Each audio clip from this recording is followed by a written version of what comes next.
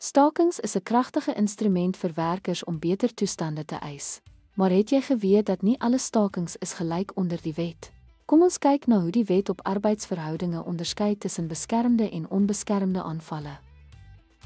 Beskermde staking: deelnemers word teen ontslag beskerm slegs vir deelname aan die staking en die werkgewer kan nie vir skadevergoeding dagvaar nie. Werknemers is egter nie geregtig op vergoeding tydens die staking nie. Onbeskermde staking: deelnemers kan billik ontslaan word na behoorlike prosedures en die werkgewer kan vergoeding eis vir skade wat deur die staking veroorsaak is. Die arbeidshof kan ook interdikte toestaan om onbeskermde stakings te voorkom of te beëindig.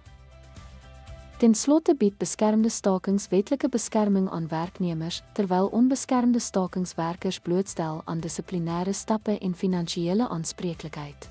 Dankie dat u by ons aangesluit het.